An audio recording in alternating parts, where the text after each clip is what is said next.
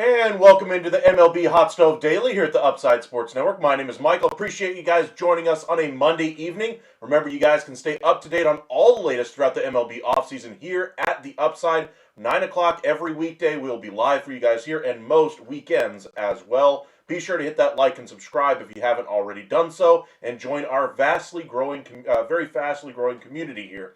Also follow us on X at Upside Ascend and on Facebook, Upside Sports Network, to be notified when we do go live or post shorts or anything like that. We'll put it on those platforms as well. But let's get started here. Day one, kind of quiet, honestly, as far as actual signings. We did get one. Soroka goes to the Arizona Diamondbacks, kind of a depth move for them. Gives them kind of a 7th, 8th type of starter there, but more likely a middle relief option at this point in his career. The biggest news of the day has to come on the trade front. That's where everything really got going today. Lots of teams putting out feelers a month ago anyway at the GM meetings in November. Ultimately, those seeds seem to be flourishing now. We're getting a lot of trade talk around the San Diego Padres, the Washington Nationals, the Tampa Bay Rays, the Houston Astros, the Texas Rangers, St. Louis Cardinals anyway, Seattle Mariners, the Boston Red Sox, the Minnesota Twins. Today was the day for all the different trade rumors to really start gaining some traction or to die out. We see some rumors about Shane Baz possibly drawing the eye of the Houston Astros. If they lose Framber Valdez, obviously they could use another starter in their rotation. Would certainly be an upgrade there if they needed to replace Valdez. Lots of different names being talked about right now, but be sure to hit that like and subscribe, and let's get into it.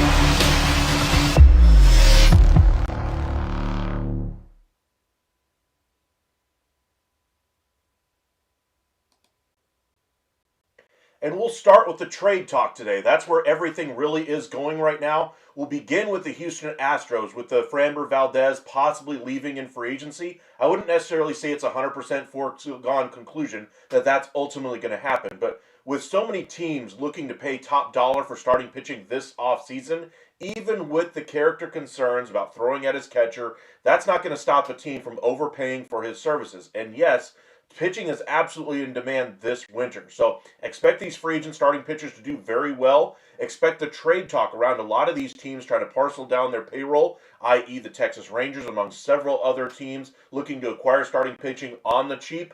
That they will also be very active in trade discussions. We saw Mackenzie Gore's name from the Washington Nationals, along with C.J. Abrams. According to Bob Nightingale, both of those names are gaining a heavy amount of traction today at the winter meeting. So I would expect some type of a move coming in the next couple of days from the Nationals on one of those two players at this point.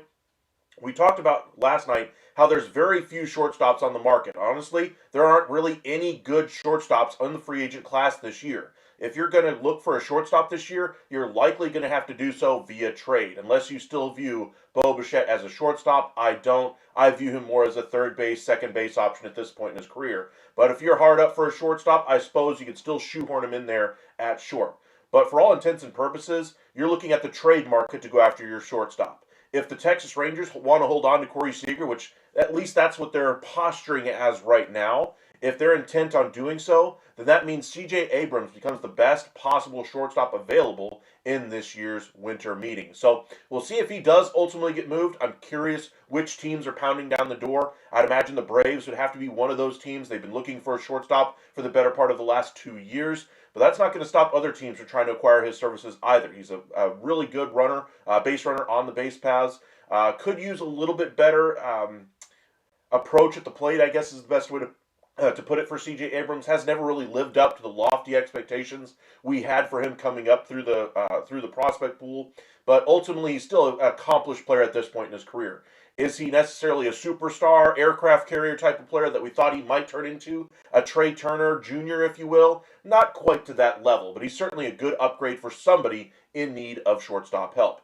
Of those Houston Astros we just talked about, they don't need somebody at short right now, but that starting rotation is going to be an issue there. I wonder if Shane Baz is the right option there. Do they kick the tires on Mackenzie Gore? I'm sure they kick the tires on quite a few different options on the trade block, but I'm curious to see which option they ultimately decide to go with, and do they wait for Framber Valdez to sign elsewhere before doing so, or do they go ahead and act fast and get the guy that they want before Valdez does actually sign? But appreciate you guys joining us. Got quite a few of you guys already in our chat. Welcome in Ethan, Mark, I'm Heel. Welcome back. Sarah, appreciate you joining us once again. Apparently the Padres cooking up a huge trade that could rival the Soto trade from a few years back. I'll put it this way. That Soto trade was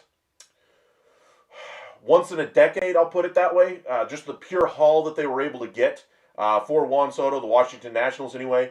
Obviously, didn't exactly work the way the Nationals had hoped. Mackenzie Gore, still a really good starting pitcher, not necessarily a Jacob deGrom level starter in his prime type of starter. C.J. Abrams, among several other pieces that they got in that deal, certainly were decent options for them, but not nearly the superstar caliber package they thought they were getting when it was all said and done. But overall, that was one heck of a trade.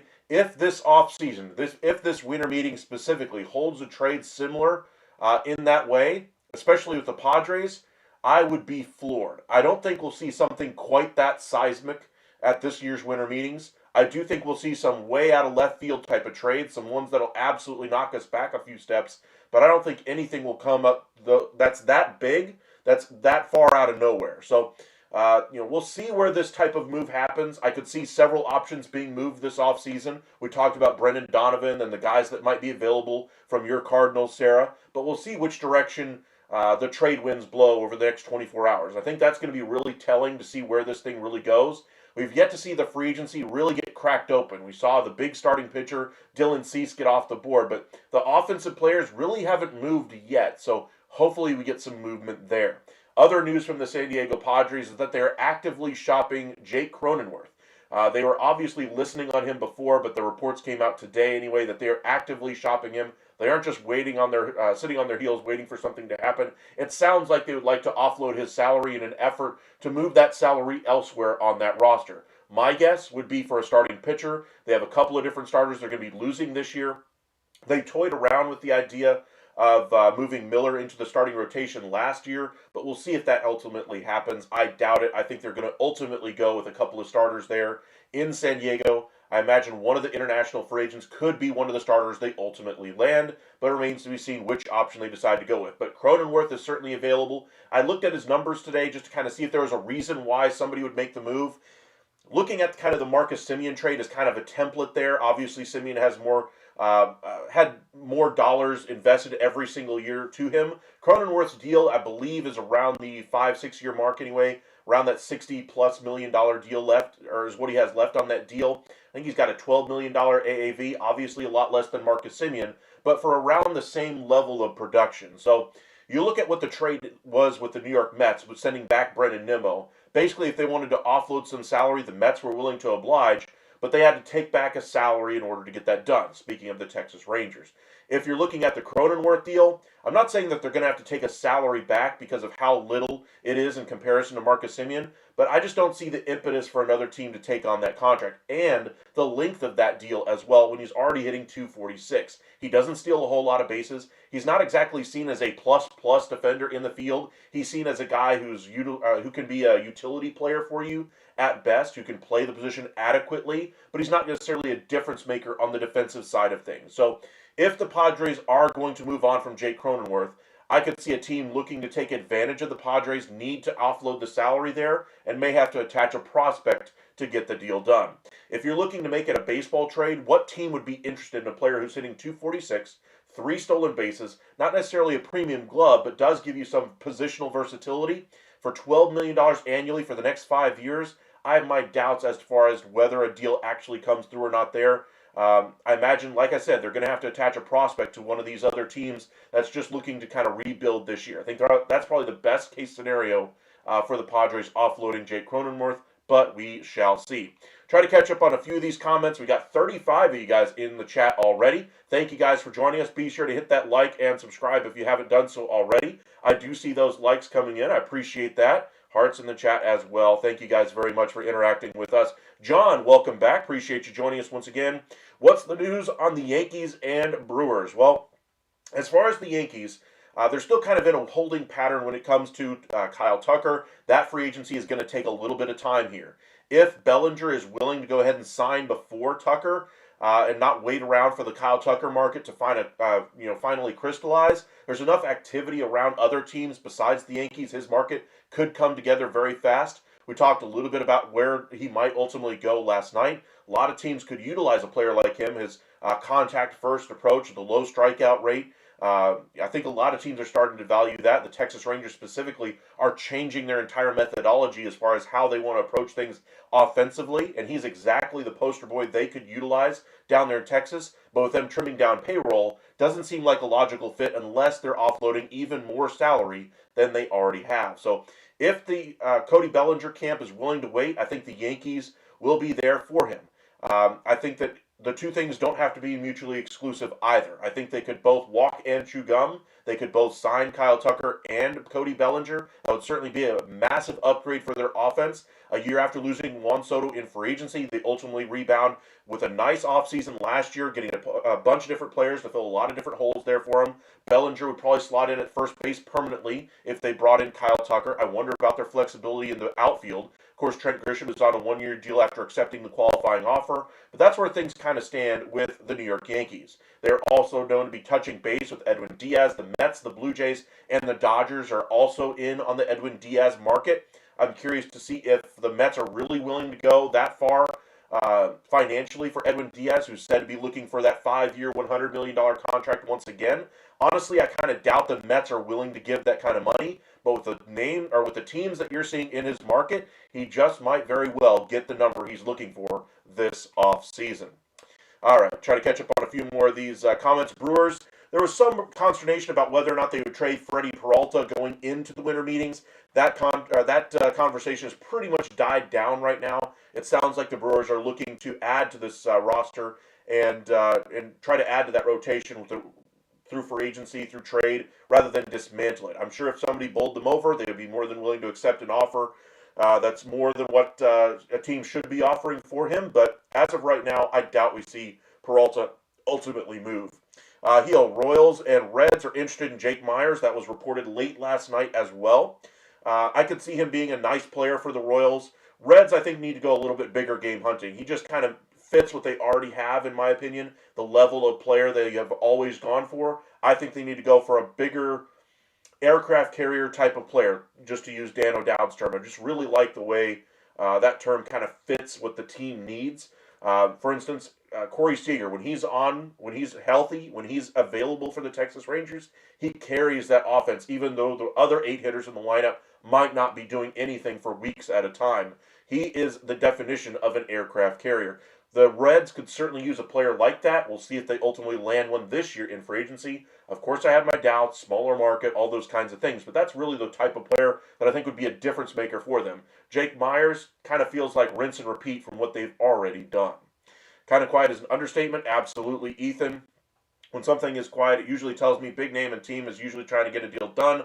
It's just trying to take a while, said player is holding up the market. I do think there is a couple of different possibilities for why the market was slow today. We usually do see the first day of kind of the trade talk, GMs getting back in touch with each other after reaching out last GM meetings in November, kind of updating where they're sitting with their franchises, who may or may not be available from certain teams. And then Tuesday is usually the beginning of the action days for you. Wednesday should be as well. Thursday's pretty much petered out by that point. I don't even think the network usually covers it Thursday anymore. You got the Rule 5 draft, but that's about it. You got the draft lottery tomorrow night. That should be interesting for those of you who did not make the postseason last year. They might have a chance to get up there in the draft lottery this time around. All right, Jake Myers for Brady Singer could happen.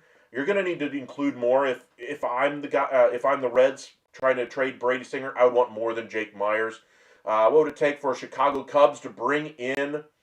Let's see, just jumped on me. Mackenzie Gore. His value, if I remember correctly, with baseball trade rumors is around 50.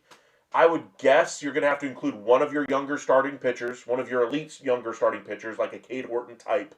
You'd probably have to include one of the 2 outfielders, Owen Casey and Alcantara. And then you'd probably have to include 1 or 2 other smaller pieces in that deal. I think that would be a deal that could really get the ball rolling, especially if Owen Casey's going to be at the big league level next year. But that would be kind of the price tag if you're the Chicago Cubs looking to acquire Mackenzie Gore. Alonso to Baltimore, that was one of the headlines we did see today. He met with the Orioles, and I'm trying to remember the other Northeast team he met with. Was it the Red Sox he met with today? I believe it was, but I think he's out of the Orioles' price range. I don't really see them needing him. They have Mountcastle, or they already have a good platoon of guys they can utilize over there at first base. Rutschman could use some time over there when he's not catching, all those kinds of things. But I think Alonso's market is probably best served in one of the bigger markets. You're looking at one of the 2 New York teams. You're looking at the Toronto Blue Jays. You're looking at the Boston Red Sox. I could see the Cincinnati Reds stepping out here to try to get that aircraft carrier bat. Giants were a team that we mentioned last offseason that might be a good fit there. They have Eldridge, but I don't think that would necessarily preclude them from adding a power bat like Pete Alonso. They've been looking to infuse more power in that lineup basically since Buster Posey took over as GM there, and I think that would be right to continue to push that envelope forward. They made the signing of Willie Adames. They've got a couple of different guys they can utilize now. They just need to continue to keep building that roster. They're also heavily invested in several of the free agent starting pitchers out there. So the Giants should be very active on the free agent front when it comes to those elite starters that are left out there. Look for some of the international guys to draw some publicity there. Framber Valdez drew a couple of articles today from a couple of top MLB reporters. So we'll see who they ultimately get. Let's see, sleeper move. Corey Seager, Osuna to the Nationals for C.J. Abrams, Jacob Young, and Robert Hassel. I loved Robert Hassel as a prospect with the Padres. I thought that was a very underrated get for the Nationals in that deal. But ultimately, I don't think that package necessarily works for either side. I think if the Nationals are looking to get better and try to add payroll, I don't think they're necessarily looking for a Corey Seager to take away from their trade assets that they're giving away in this deal. I think they can utilize their financial resources right now to add somebody in free agency. In fact, I think yesterday we talked about my expectations for where players could land. Bo Bichette, if he wants to play third base, I think he's got a home there in Washington if they're willing to go that high. I think he could have his free agency wait a little bit, and I think he could take that money from the Washington Nationals. They have money to spend, and I think this is the year they will do it.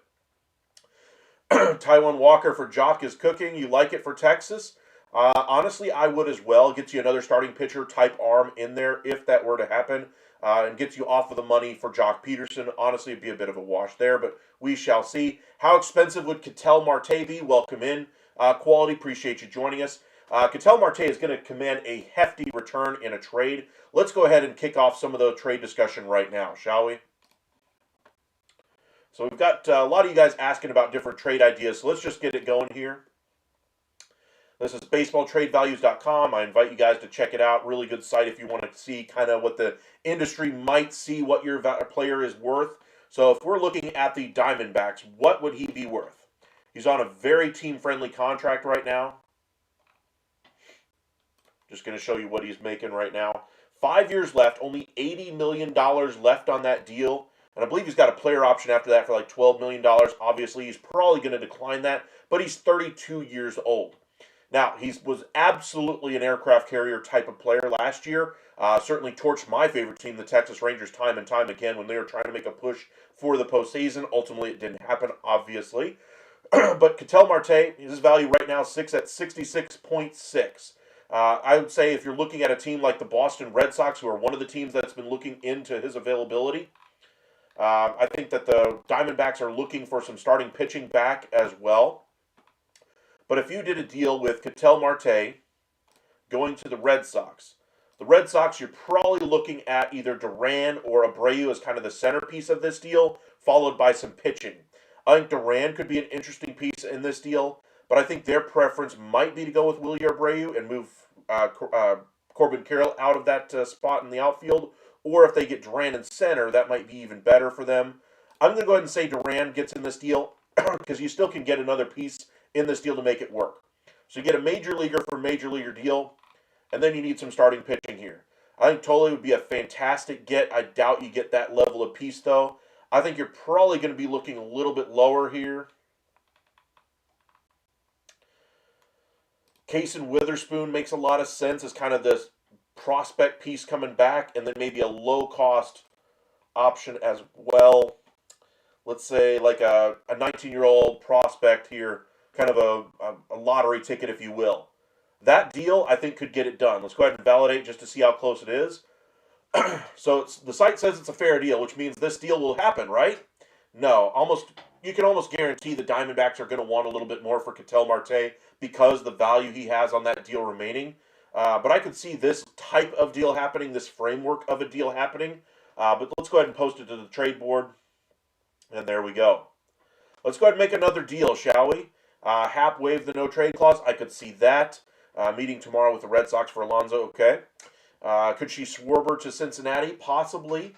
You like Severino for Jock as well? I wouldn't like Severino. I don't like the additional years on that deal. Harley, welcome in. Rangers are too quiet. That's what we were talking about yesterday, how everything just seems too quiet on the Rangers front. So we talked a lot about Corey Seager in our first video in our kickoff show yesterday. I want to show you guys exactly what that deal could look like. So if we go to our trade simulator, I talked a lot about the Braves being the team. We kind of showed you what a deal could look like if the Braves were the team.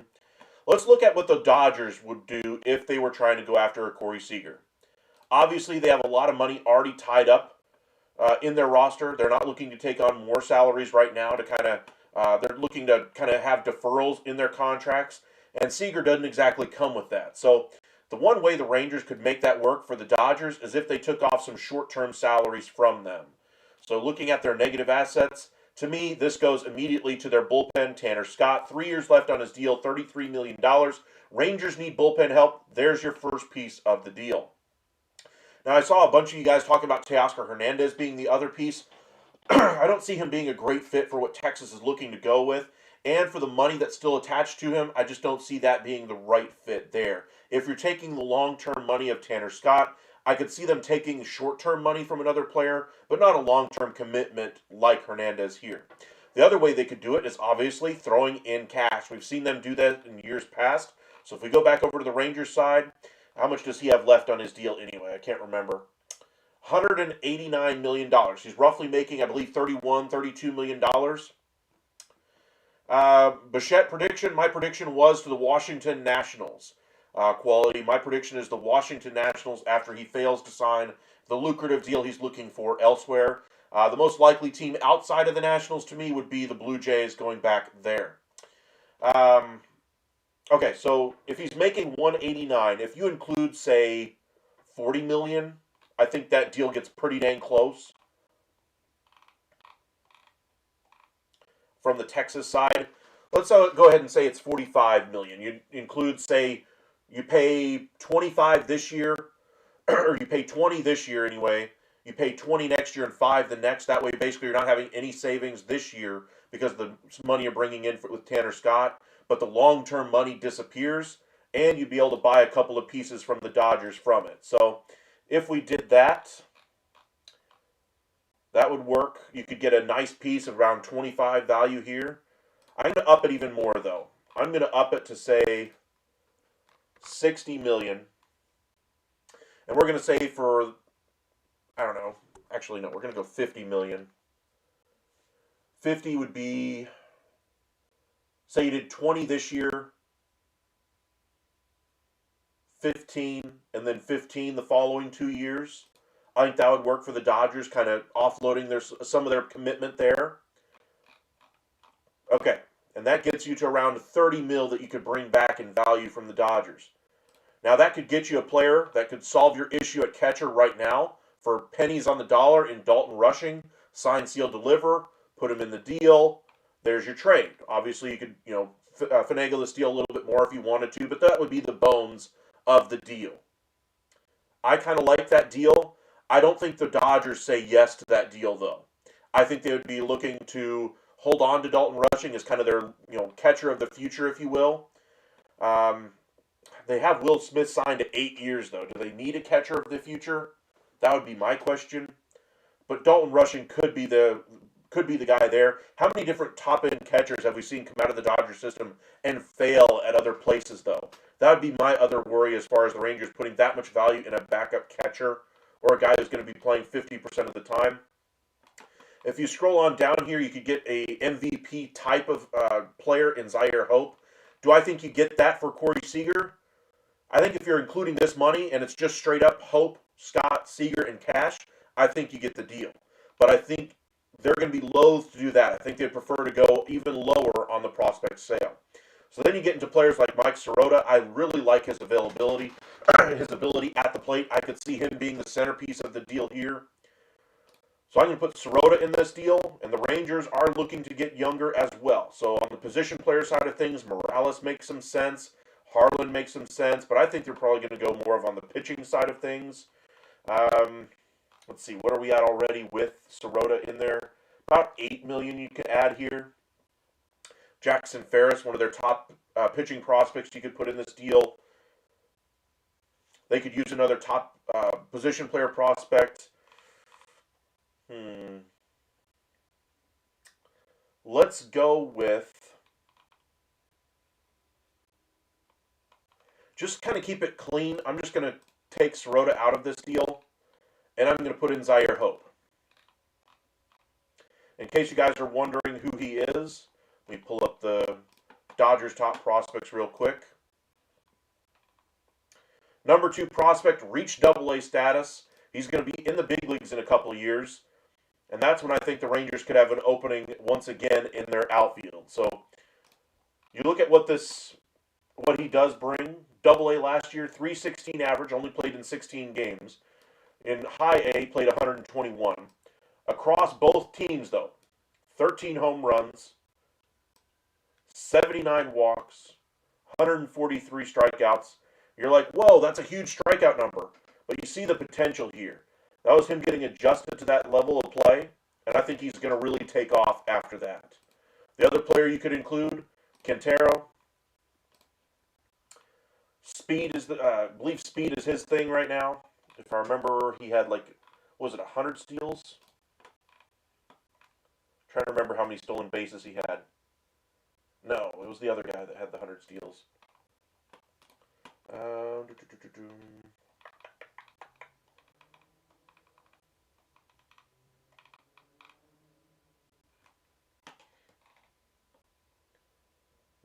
George, that was who I was thinking of, had the 100 steals. Yep. But he's a pure speed demon. Doesn't necessarily offer you much from the power side of things. But that could be the type of framework of a deal that we could see for a Corey Seager type of player. Let's see here. Hot Take National is going to sign Bregman and Alonso and get the NLCS based on a good deadline and off season. Alonso struggled to get a market last year. I could see that happening, sure. They've been looking for an answer at first base. We talked about Vladdy Guerrero Jr. possibly signing their last offseason when we get to this offseason, but unfortunately for them, he signed the extension there in Toronto. So that would lead you to believe that Pete Alonso would be a possibility. As far as Bregman goes, same kind of thing. He struggled to find a home last year. Market, according to John Heyman, for Bregman is pretty much the same as it was last year. If they're willing to step out here and spend, you put Bregman over there at third, Alonso there at first, roll out the ball and see how things go. But if you do that, do you trade away C.J. Abrams or do you hold on to him? Do you trade away Mackenzie Gore or do you hold on to him? I think if you make those two big signings, there's no way you can justify trading away Mackenzie Gore. C.J. Abrams, maybe you're trying to capitalize on the value of shortstops in this market. I don't see him as a difference-making player for the Nationals, and I think they could find a similar type of production from another player, whether it be internal or in free agency. But I think Gore you'd absolutely have to hold on to. Karinchak to the Braves on a minor league deal. Small move, but gives them some more depth. When will we get action? It is Monday. It's about 9:30 Central Time. They are on the East Coast in Orlando. Honestly, if something's going to happen big tonight, I would expect sometime in the next probably 30 to 45 minutes, we'll be live for the entirety of that time. So if something big happens, we will be live during it. I just don't think it's going to happen, though, tonight. I think that today was a lot about setting the groundwork for some trade discussions. Tomorrow, we should see a couple of deals. We should also see a couple of a little bit bigger signings. I'm not saying we're going to see like 12 signings tomorrow, but I could see a handful of signings, one of which, maybe two of which could be consequential. But the winter meetings is off to a little bit of a slow start, to say the least, once again, unfortunately for us baseball fans. Let's go ahead and head over to MLB trade rumors and just kind of check up on a couple of the other headlines from today. We already talked a little bit about Shane Baz, the Astros and Rays connection. Rays also trying to bring back Zach Little once again after they traded him at the deadline. Pete Alonso meeting with the Orioles and Red Sox. We discussed that one as well. One name we have not discussed yet is Nick Pivetta. Certainly could be a nice option, kind of a rental, if you will, but I believe he has an option as well. He performed very well for the Padres, and a team that's looking to add some starting pitching, I don't see why you move on from Nick Pivetta. I think they should have done so with Dylan Cease. I think they should have done so with Michael King. But until they get more starting pitchers, I'm holding on to Nick Pivetta, at least until I add somebody in free agency. After that, then at least I know what I got going into next season with my starting staff. Then I can start in earnest listening on offers for Nick Pivetta. But not right now. Seems a little bit premature for me. We discussed Jeff Kent being elected to the Hall of Fame last night. Congratulations to him. Unfortunately for Bonds, Clemens, and others, they will not be eligible to be on the ballot again until 2031. A few names from this year's ballot will remain, like Carlos Delgado, Dale Murphy, and others. They will be available to be voted on again in 2028 as well. Dusty, can you do a Jake Myers trade? You heard the Royals and Reds were interested. We did discuss that one already. But we can go ahead and do a mock trade there, Jake Myers to one of those two teams. I would guess the Royals to me would make more sense, but we shall see. Bo had a video call with Boston per trade rumors. Okay. Maybe as a replacement for Alex Bregman, I suppose. I guess that would be the thought process there. Rangers should trade Malcolm Moore and Isaac Tiger for Hunter Goodman. He would be a great bat behind the plate. For me though, I'd rather go the free agency route. Players like James McCann, if I'm going after Hunter Goodman, I think the more likely scenario is they go the trade route with Miami because they've got three catchers that they're working with right now. I think one of those guys is going to be the odd man out. I think the cost is going to be very negligible when you try to bring in one of those two players. Goodman, I think, is going to command a little bit more of a return. That's why I would prefer the Miami Marlins offer instead. But let's go ahead and do that Jake Myers trade that you were mentioning there, Dusty. Let's go ahead and clear out this trade first. Let's go to Houston. I'm going to do the Royals because I just think that makes a lot more sense for them than the Reds. Royals are looking to bring back Yastrzemski and Frazier as well, two acquisitions they had at the deadline. I think this would kind of fit that similar type of acquisition for them.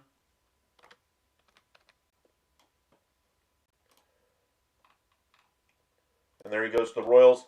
8.9 is his value, by the way, so keep that in mind when we go over to the Royals side of things. You're not getting Bobby Witt, obviously. There has been discussion about some of their starting pitchers. I think the Astros would like a starter back, so let's just look and see if there's a major leaguer that makes some sense here. Kind of around that $8 million range.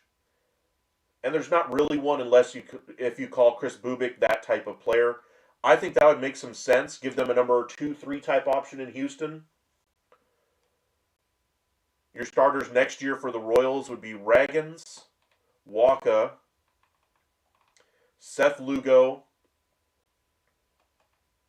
and I'm not sure who else they would. I think they'd probably have to go to sign somebody at that point. Cameron, I suppose. Well, let's say you go starting pitcher still. Let's go to all.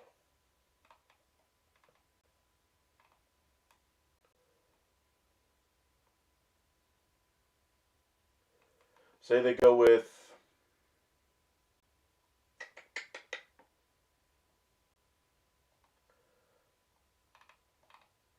Churio. Makes some sense as a long-term possibility. And then someone a little bit closer to the bigs or in the bigs. And Berger, they've had a lot of success with this type of prospect from other teams. Imagine Jake Myers for Bobby Witt. Man, the tequila must be great if it ever happens. True. In your opinion, who do you think signs with Baltimore? We did a couple of different starting pitchers going to Baltimore last night. I just can't remember off the top of my head who we had. Let me see. If I look at it real quick, I think I could name them for you.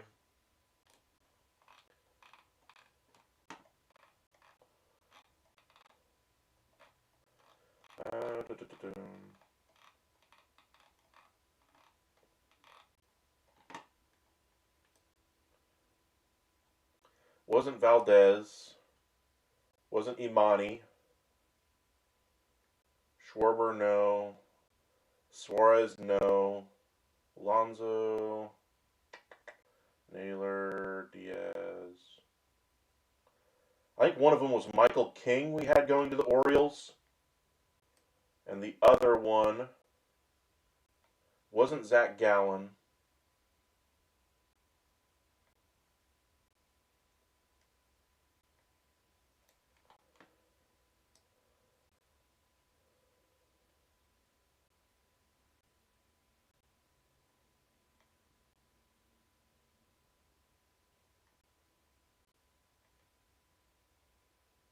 Bassett we had going to the Braves. Kelly to the Diamondbacks. Not Giolito. Was it Giolito? Maybe it was Giolito.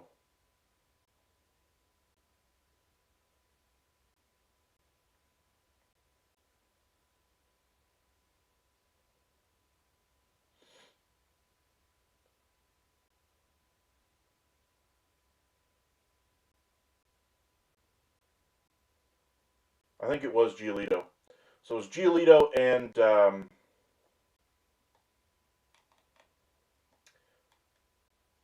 Michael King that we had going to the Orioles.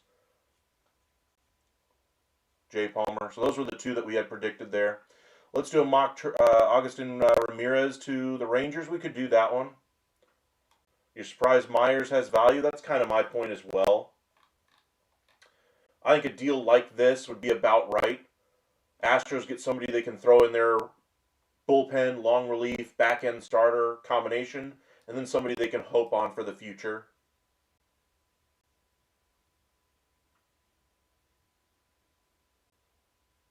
Don't know if you remembered I'm JG. Had to change my name on here. Change it back to JG. Absolutely. Yeah, I thought I recognized the icon there.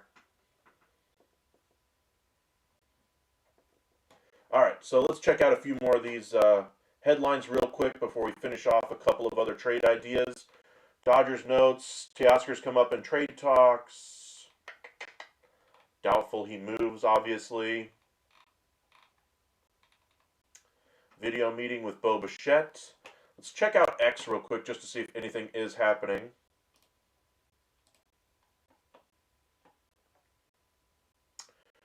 Karinchak with the Braves. We discussed that one already.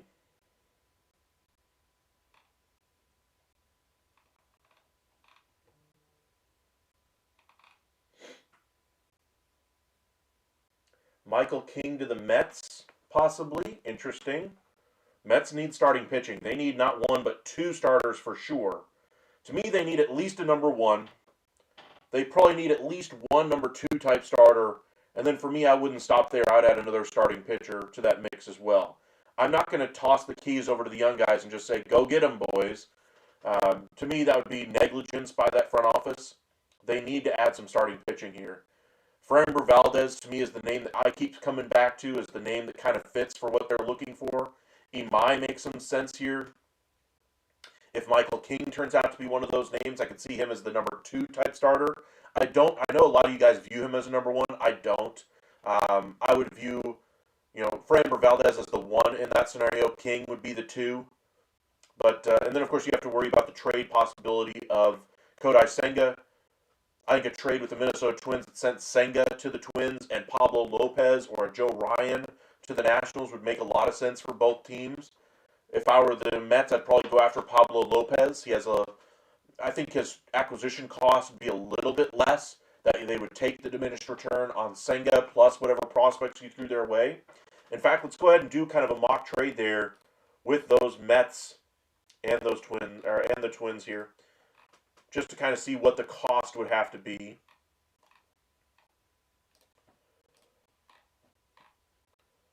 Remember, Buxton probably would want out if they make this deal as well. So the Twins, Joe Ryan's value 52.7. They got a great deal last year with Taj Bradley coming in. He signed to that ridiculously good high value deal here, but he really still hasn't learned how to pitch at the big league level yet. He's still got a lot of way to go to learn that, so he's kind of in the right situation to be able to develop there. He's not going to be pushed for his spot in the rotation anytime soon. So we send Pablo Lopez to the Mets. 16 value here. Not a huge acquisition cost. Like I mentioned, it's going to be far less than Joe Ryan. But I think Pablo Lopez could be one of those number one-ish, two type starters in this deal. The Mets, meanwhile, I think they would love to get off Sean Manaea's deal. 2 years, $44 million left. I don't think that's going to happen.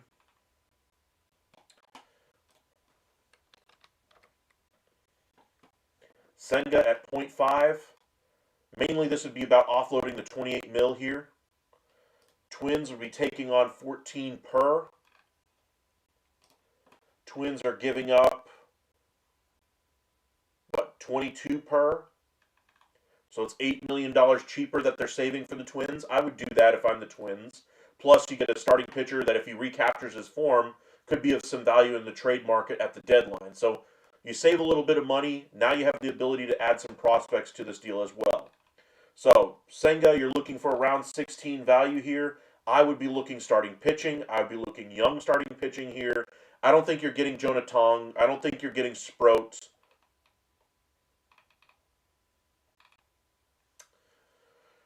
Scott, I think he's a little old for what the Twins would be looking for. Acuna, I could see them including him as part of the package. That would make a little bit of sense here.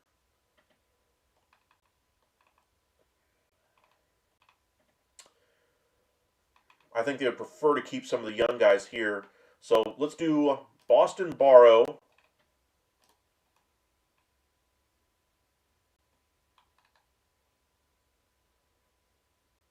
I'm going to say they go for the older starting pitcher, Christian Scott, possibly. Or is there another starter that makes some sense? Santucci? That makes a little bit more sense to me. 23 years old, kind of fits the age curve a little bit better. Barrow, Santucci, and you're close already. Now you only need about a $2 million player. Maybe a 2.5. Say you go with a catcher. They always seem to like catchers in these types of deals. And there you go. Pablo Lopez to the Mets for a package that includes Senga, Barro, Santucci, and a lottery ticket catcher. Not too bad. Are they going to trade Tatis? I mean, if they do, that would certainly be on that level. You're watching Raw and all on the side of LA Knight like Bradley's career. That's awesome. I'm not watching at the moment, no. But Tatis, if the rumors are if the rumors are true, that'd be a very interesting move. Let's go back over to our baseball list, see if anything else is happening at the moment.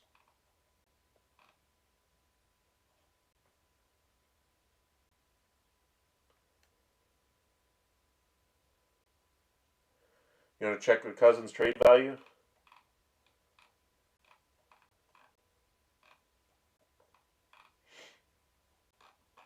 I haven't heard too many rumblings about what the Padres rumor could, or what the Padres mega trade could be, but that would certainly qualify. I think the more likely scenario for the Padres would be them trying to get off of the money of Xander Bogaerts off of a slightly better year, I guess you could say. Not going to happen in my opinion, but that would be more likely to me than them trying to move on from Tatis. Maybe he's the ballast in getting off of that money, I suppose. But why would you pollute the asset? I wouldn't do that. Let's go ahead and validate this trade and post it. Thanks, Sean. Appreciate that. Will the winter meetings pass without any news? No, we're always going to get some news. Like I said, I expect to get something today. I'm not expecting Karinchak to be the big news or Soroka to be the big news. I'm expecting one more move. It's the first night of the winter meetings outside of yesterday. But today was where you get all the real conversations really start to get going. So a lot of GMs will try to get something done to get their winter meetings off on a nice roll here. So usually you'll get one or two signings late in the day. It's only 9:46 Central Time, so it's only 10:45 at the hotel there in Orlando. So I do think we're going to get something done here. I would expect sometime in the next 30 to 45 minutes still. So will the meetings pass without any news? No, we're going to get something. We're going to get something done tonight. Just a matter of what it could be. Am I expecting a massive trade? Albert Pujols coming out of retirement and signing for $300 million with the Angels? No. But something of, smaller move. Something that gets the ball rolling for a lot of these teams. Will Cashman make a move? Absolutely. I believe they're gonna add one of Bellinger or Tucker. I don't think they ultimately land both. They're gonna have to figure out what they're gonna do in the back end of their bullpen after Devin Williams has left. Luke Weaver is still a free agent. Do they bring in Edwin Diaz? Bednar's still there, obviously, for one more season. Do they try to get an extension done there? But Cashman will certainly be active. The Yankees GM is not without action, I will say that. I know Yankees fans want to try to get things done as fast as they possibly can. That idea just popped into my head. Yankees fans, you're going to love it.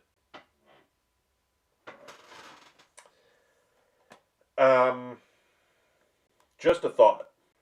Just completely out of left field, just connecting dots. We haven't heard too much on the frontier of what the big move could be from the Padres. If the Padres are doing a big move, what big moves do they have at their disposal? They're not going to trade Merrill, obviously. They just got him signed. They just made the move for Mason Miller. Cost-effective contracts for both of those guys. Tatis is signed to a cost-effective contract as well. They have next to nothing for prospect capital. If they wanted to rebuild their farm system while still adding some pieces, they could trade from the top end of their roster.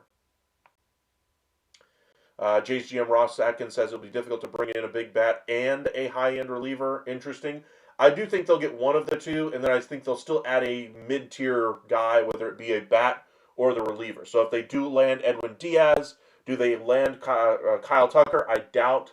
If they land Kyle Tucker, do they land Edwin Diaz? I doubt.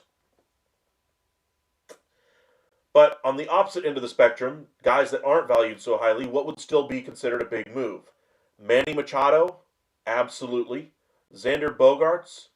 Absolutely. Just offloading that money as well. Then, of course, you're looking Jake Cronenworth. I don't think he qualifies as a major Juan Soto level move. But I could see Manny Machado being the guy. He's making even more than Bogaerts. He's been more impactful, though. Bogaerts had a decent year last year, though.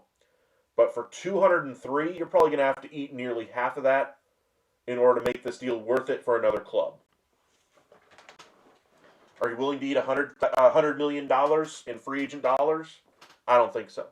Not in the Padres situation. So the thought that I had was Fernando Tatis Jr.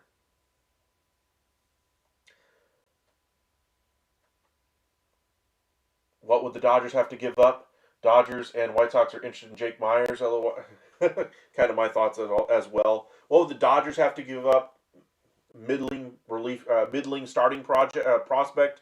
Somebody down in Double-A. Nobody of consequence would be my answer to that one. But getting back to this, just let me think here for a second.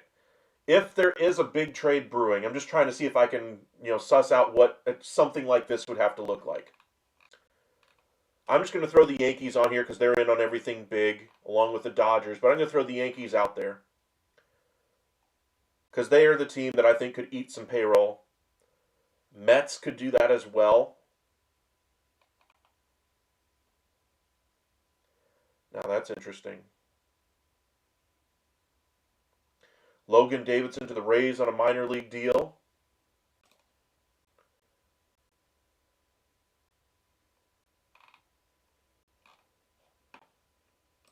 Okay. So we trade. I'm actually going to do the Mets instead because they have an opening out there in their outfield right now. And they've come together on big deals in the past as well. So Tatis goes.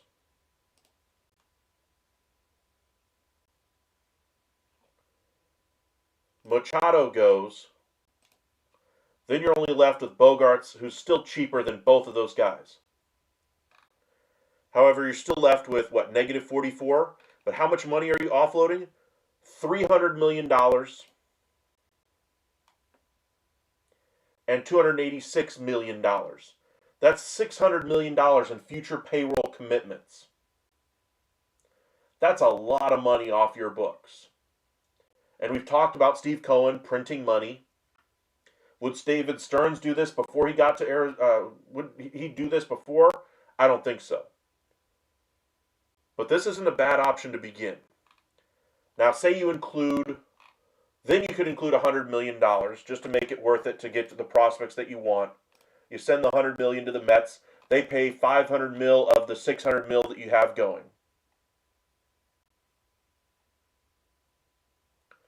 MLB Network posted that yesterday that they aren't. I'm still of the mind that they won't either. But I'm just thinking, this would really free up the team. And honestly, it wouldn't surprise me if they tried to sell it as well. That this would be their payroll clearing move so that they don't have to pay this or have this on their sheets anymore. Say you pay $20 million per season just to get done, and then you're out of those contracts. And then look at the value you still get back from the Mets. Think of the trade that we saw, with the Boston Red Sox at the beginning of the Los Angeles Dodgers run when they acquired Carl Crawford, Adrian Gonzalez, all that money from the Boston Red Sox. They just took it all off their books and gave them a grab bag of prospects back and said, hey, we'll take your performers and try to make the postseason with those guys. This obviously would be a little bit better of a deal. But just to kind of see what that deal would look like. Around 50, I think you could convince them to part with one of the top prospects at that point on the pitching side. You could demand for Tong. I don't think you would get him. I think you're probably going to be looking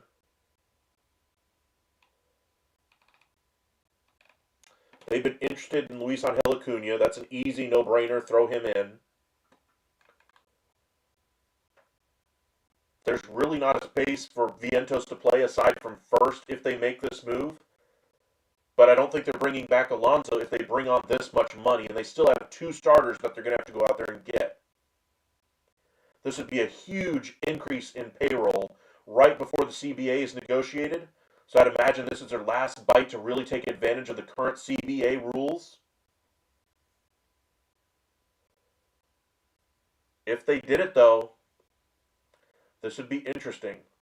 I'm going to say Sproat is the headliner, and Bang is the other one. Almost bang on. Just an interesting idea. This would be the Mets trying to take advantage of the current CBA. This would be the Padres trying to clear as much payroll before the lockout, and in possibility for them to try to trade the team or try to sell the team as well. Then they would have all kinds of money with which to go out there and address any needs that they have in their starting pitching. By the time they're done paying down this $100 million, Yu Darvish will be off the team as his salary as well. Their books would basically be clean. The only thing they would really have is Bogarts and Merrill, and that's basically it. I mean, you could throw in Cronenworth in this deal just to make it, or if you really wanted to, but honestly, that's not a bad trade. I take that back. That's a great trade if you're the Padres trying to clear payroll. Does it do anything for you on the field? Not really. For me, it'd be about getting Sproat in there as a starting pitcher, and then you're hoping on the other 2. On the field doesn't make a whole lot of sense. For the Mets, does it make a lot of sense on the field? Absolutely. Financially, does it make a lot of sense? I don't think so.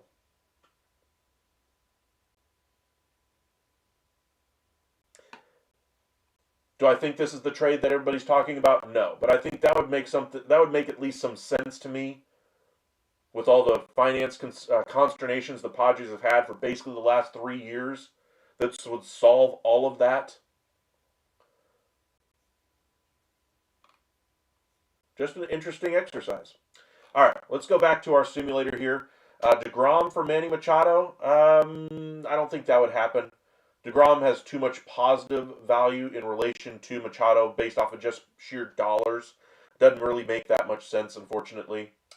But I do think that if there is a big trade, the Padres with A.J. Preller are the team that's going to do it. They've shown the ability, the wherewithal, the cojones to be able to do so in the past without batting an eye. And getting into and out of big situations is what they do. So that would be just another big swing for them, just saving some money. Or if there's another trade, if there's a Juan Soto level trade, maybe there's something else that they could be doing out there in San Diego. Let's do some other trade talk, shall we? Let's do another one. Kind of feeling like doing some trades now with you guys. We already did a Seager one.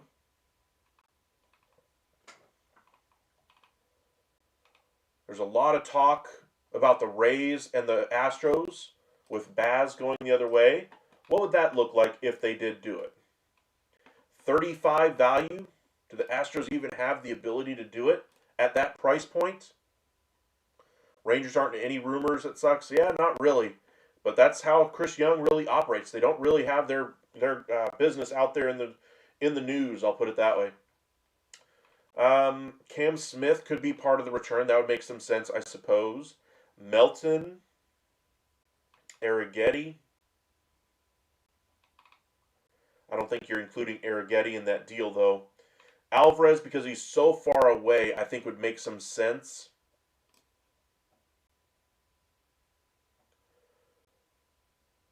Nyans would make some sense, I suppose.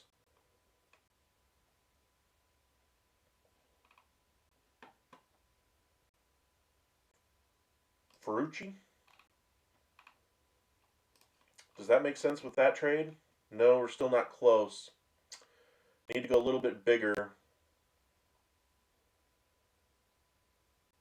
Take out Alvarez, leave in the shortstop, and put in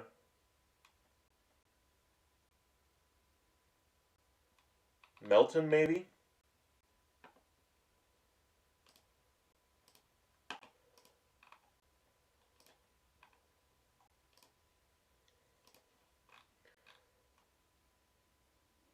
Not a bad framework. I still think it'd be a little rich. Tells me that Astros really don't have the prospects to get this type of deal done. You like They like Myers and Bryce Matthews, but that's only like 20 mil in value. You'd still need to add another 15. So if you did Matthews, Myers, and Melton, you could get there, I suppose. Would you do that if you're the Astros? I wouldn't do it.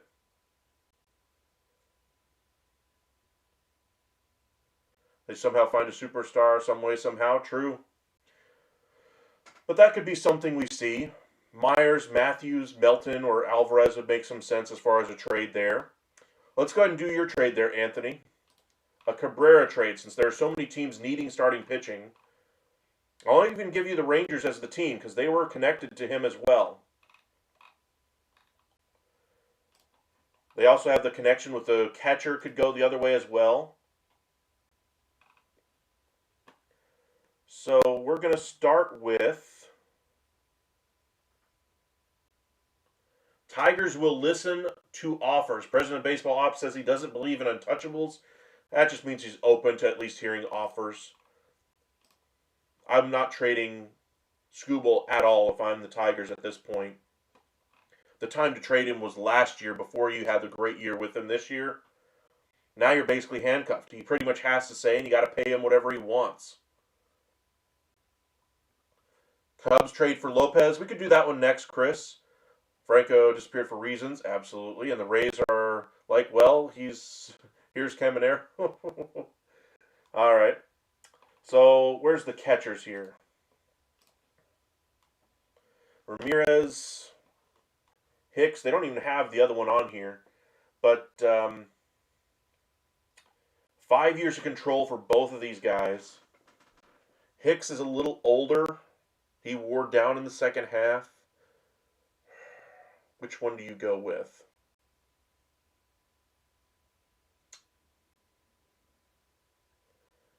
I'm going to go with Hicks, because that was the name I heard them being connected with at the deadline last year. The Rays get Steven Matz. Is that the first move?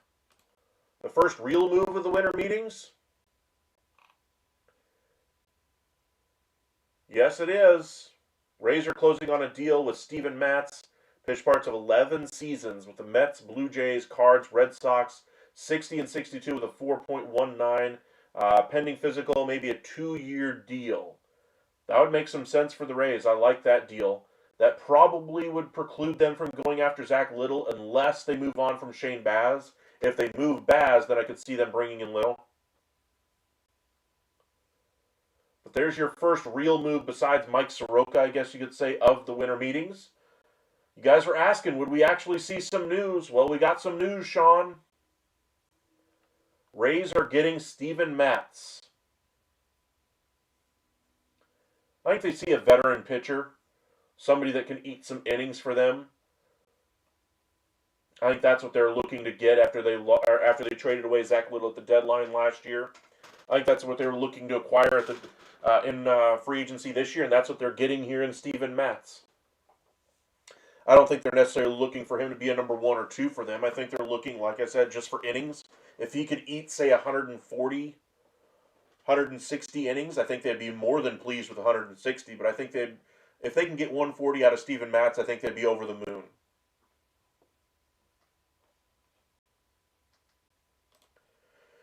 All right, so we got Hicks, and we got Cabrera going to the Rangers for 33 value here.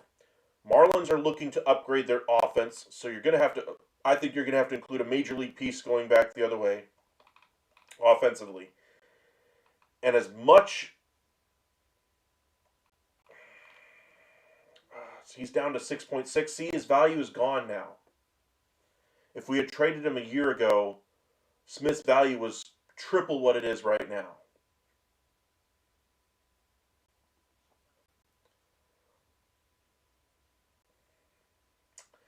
I would have traded Smith a year ago, but maybe he can rebuild his value in the first half this year.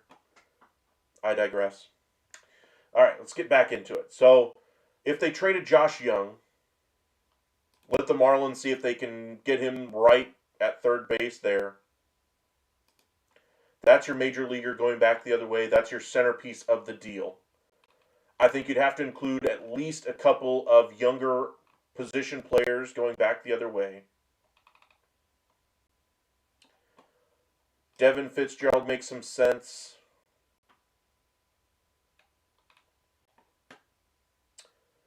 Morabel makes some sense. How close does that get you? 28? You're going to need a little bit more. So, Gavin Fiend, you ain't trading your first round pick from last year. Do you go a little bit bigger and go Castillo? I'm not trading Castillo if it's up to me. Or do you go the package route and give them a younger starting pitcher who could be a reliever? That works. And maybe give them Osuna. Clears up your outfield left-handedness. That's not bad. You get two major league offensive pieces back if you're the Marlins. Would I do that if I'm the Marlins? Probably not. I think Cabrera deserves a bigger return than Josh Young as the primary asset. But that technically would work. I'm not including their first round pick, Gavin Fine. No, thank you. By the way, do you believe what CY says when he says the Rangers will look internally at second base? I see that as just GM talk, pure smoke. I believe there will be an external addition. There's not really room yet. Now, it doesn't mean that doesn't preclude them from adding somebody. I just don't think there's room on the roster yet for them to make that external addition. I would say if I were trying to read the tea leaves, if they can find somebody to offload the contract of Jock Peterson, or if they can find a true trade for Corey Seager that makes sense financially, or if they find a way to offload one of Ezekiel Duran or Josh Smith in a trade that makes sense to help them either in the bullpen, in the rotation, or in the outfield, then I think you could add somebody that's second base, shortstop mix, but not until then.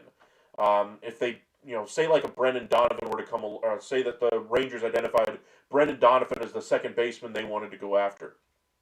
Josh Smith would probably be the ballast going back as far as the major leaguer, and then some prospects to go along with it. Starting pitching prospects specifically. Rangers have a few of those that they can utilize. Do I think that that's the right move? No, but that would be the type of move that I could see them making an external addition for at second base. Now, everybody in the Rangers world wants to talk about Luis Rise. I'm sure Skip Schumacher would love to have him at second base next year, kind of identifies exactly as what the Rangers are looking for from an offensive perspective. Works the count, has an eye at the plate, doesn't take a whole lot of strikeouts, contact, bat to ball skills. All those things are great. Cody Bellinger fits that same description. But finances, the flexibility of the roster, I think preclude both of those moves happening right now. But like I said, if you can eat, say, $13 million of that Jock Peterson deal and get somebody else to take on the remaining $5, I think the Rangers would send him out right now and be done with it.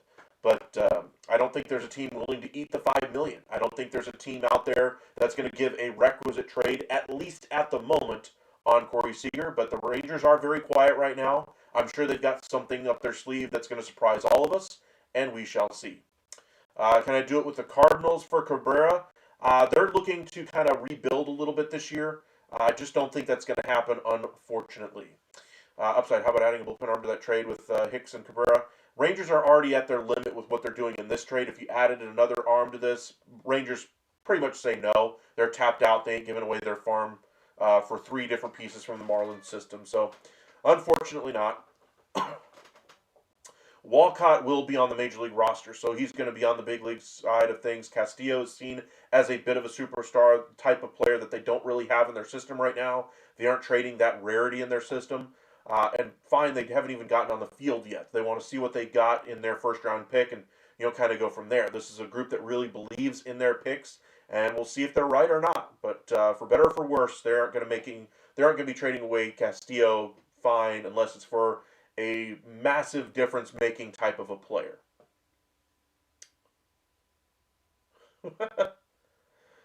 Well, Luis Arise. Oh my gosh.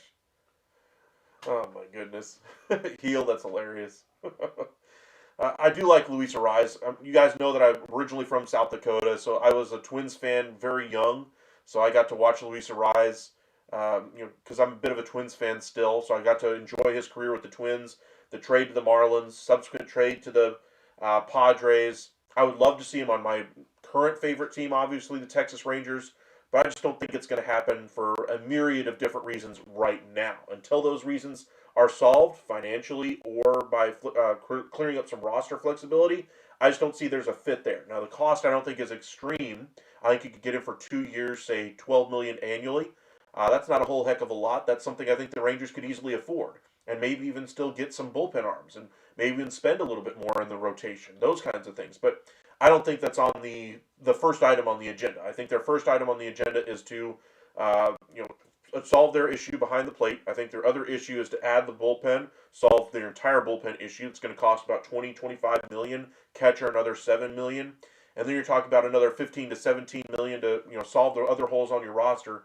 And at that point, finances start to get a little tight when you look at Luis Rise. Could they shoehorn it in? Sure, but I think there's other things to do first. But we shall see. Do Mackenzie Gore trade to Texas. I'll do that one and then probably check in on their headlines before we head out for the evening. Let's see here. Nationals. Like I said, though, if they add those big money items, I don't think they're going to be trading Mackenzie Gore. C.J. Abrams, a different story. But Gore, I don't think so. 48 mil is what his value is currently. Rangers, I mean, you're going to have to include some nice pieces here. I think Kumar Rocker would be on the table here as far as a discussion point. Centerpiece of this deal. I don't think they would do it, but I think he would be a discussion point. If they could do Josh Young,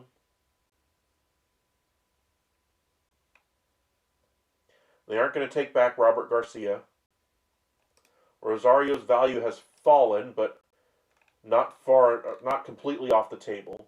You're still 20 mil away with that. So if you included 3 more pieces around Rosario's value, you get there. Otherwise, you're going to need to include some better pieces. I just don't think they would give up Kumar Rocker in that deal, and I think that's what it would take. Because it would take Kumar Rocker and change to be able to get this deal done, and I don't think the Rangers move on from Kumar Rocker. I just don't. I think Kumar Rocker has a higher ceiling than Mackenzie Gore at this point in their careers. I'm not saying that Rocker is the better piece, because I think Gore's the better pitcher right now, but I think the Rangers view Rocker as far more valuable to them than Mackenzie Gore would be if they did acquire him in exchange for Kumar Rocker. What are your thoughts on this? I'm thinking Philadelphia makes sense for Cabrera because they're losing Suarez possibly in free agency if they don't re-sign him. I think they will re-sign him. I do think that they will revisit the well there with the Miami Marlins. They did just make the trade for Luzardo last year, so they could revisit the Miami Marlins again to be able to bring in Cabrera. That would make some sense. Your Dream Rangers infield: Goodman, Arise, Walcott, Seager, and Young. I would like Goodman. I just think he's a little pricey. Arise, same thing. Got to free up some flexibility. Walcott, I don't think will be ready opening day, but around the trade deadline, I think he could easily be on the roster. Seager's already in-house, and Young, if he's able to solidify that spot and still be there after the All-Star break, that means maybe he's turned things around at the plate permanently. So we'll see. Mackenzie Gore has a huge ceiling. His first half this year was pretty insane in terms of strikeout ability. I agree there. I just think that whether it's flawed or not, I think the Rangers view Kumar Rocker in a very similar light. But because he's not making any money and he's farther away from free agency, I think the Rangers would value him more. As you can see, Mackenzie Gore, more accomplished pitcher, had a great first half like you mentioned, strikeout ability, all those kinds of things. He's going to command a price that I don't think the Rangers would be willing to pay, as the best way I can put it. All right, let's go ahead and clear this out. Let's check on X to see if anything else is happening at the moment.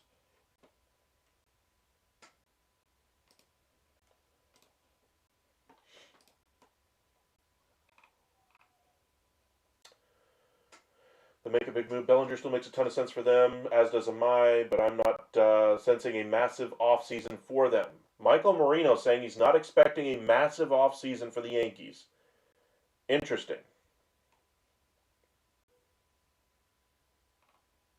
Interesting. Any buzz about what they see as outfield options, whether trade or free agent? Bellinger and Robert stick out to me. I don't see Robert as one. Bellinger, obviously, though. Cubs are the one team I'd be watching for some of these starting pitchers via trade. Mackenzie Gore was the name we were talking about at the trade deadline, and that's what he's mentioning here. As reported, a team that will be in the Bregman market likely till the end. Interesting. So the Cubs look like they could be in this market for Bregman till the very end of this thing. Very interesting.